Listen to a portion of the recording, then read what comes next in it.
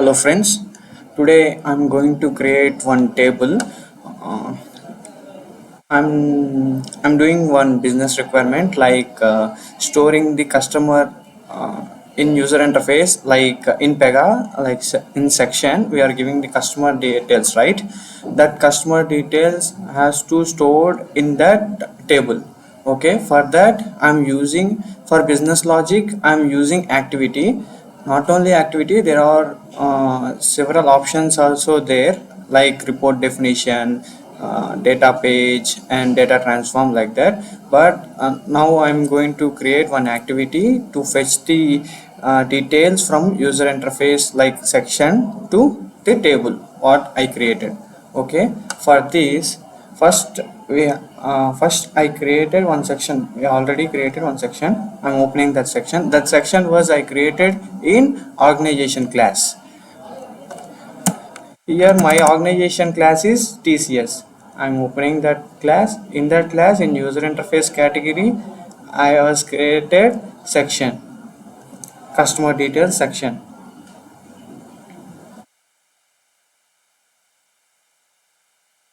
In this section I have already have some properties like first name, last name, age, gender. Okay, these things I wanted to store in the table. For creating table we just go to this data types option. Okay, here you have to click on the down arrow. Here add data type, like I created one data type like customer. I'm opening that data type.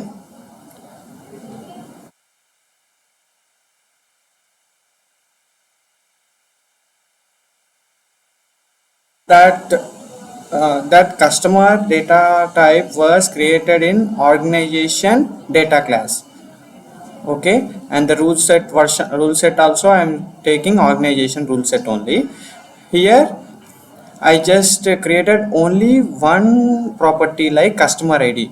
So I wanted if for every customer the unique ID will generated. For that purpose I was created one function. I will show you in activity. I used that function in activity only. I will show you. Okay, first I created one property and go to records tab. Here I am adding the first name, last name, age, gender, these four properties in organization class. I already there in organization class, right? For I was accessing these properties from organization class. Okay, using the pattern inheritance. Next, so for this I already told you I created one activity, right? That activity I was created in organization class only. The activity which comes under technical category activity. That activity name I was created like save customer details activity. In this activity first I have to go to pages and classes tab. Here what I am doing means like in programming language we know that like swapping like that. Like that first I was created one temporary page. In that temporary page was referred to this customers class. This is what which class this was means that table class. Every table was mapped to one class, right? That table class name was TCS data customer. See, this table class was TCS data customer. Like that I was mapped that temporary page to that table class. Now I am using some parameters also. After user giving the values to that parameters in runtime, this parameters store the values to the temp page. I will show you how it was happening. Okay, for that I was created this method is used to create temporary pages or any pages. This method was created one new page.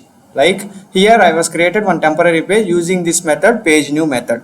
Okay, after that this property set method is like assigning the values to the property. So I'm I am using this property set, assign the values to the temp page. So I'm extending this property set here. I'm using this functionality. I already told to you, for customer ID, for every customer I wanted to store in like a unique ID. For every customer I want to store unique ID by defaultly. That's why I'm using this function. This is a predefined function uh, which is provided by Pega PRPC only. For that I'm just clicking this toolbar. In this toolbar we have a lot of functionalities. We just have to know that which functionality behaves, how it was behaves, like that only. Like that I know that this create unique ID. I just search that function here. Every function have some categories. For every category we have to search, and there is a description also. For every function there is a description also, how it function will work, like that. So we just don't get any bother about it. Okay, after I'm taking this functionality create unique ID, I'm just testing it.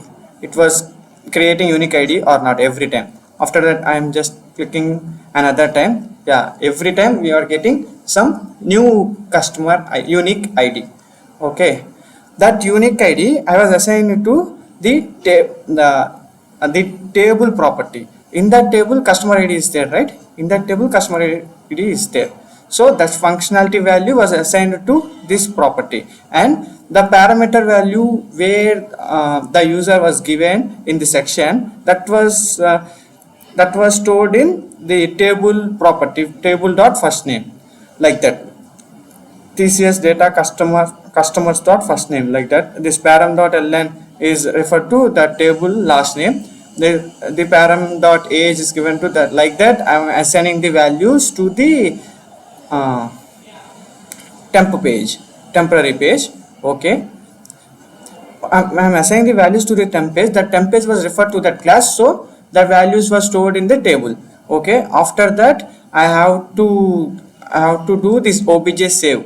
This obj save is used like the obj save is used to save the values in the table. Okay, after the obj save, that values are stored in the table successfully. Then we don't want to be the temp page in the clipboard or any other page, because every time we are using the temp page, they taking the lot of space. After the usage of this functionality of the requirement, we don't want this temp page. That's why I was using this page remove method to remove this temp page. Okay, so uh, okay, now I was checking it will work or not. Okay, for that where is the flow was in the work class. So I'm going to work class, in process category, flow, begin vehicle insurance is my flow. I'm opening the flow. I'm running the flow. Sorry.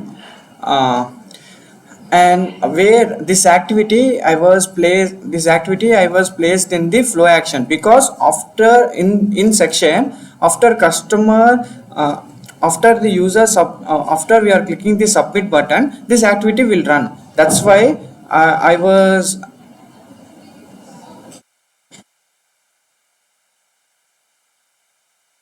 That's why I was giving this activity in post processing in flow action. In flow action post processing, I was called this activity. After calling this activity, they are asking like parameters, which parameters we have to give.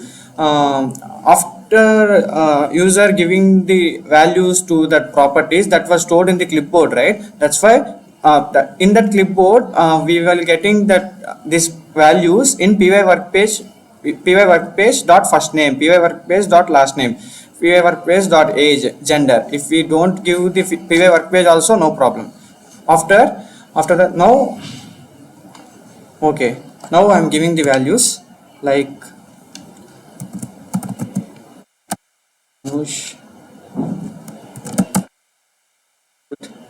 age 30, male. After I'm clicking the submit button, now just go to table, just refresh it, the values will be stored. Yeah, Danush, Anirudh, one customer ID, unique customer ID also generated, age, gender also generated. Okay, thank you.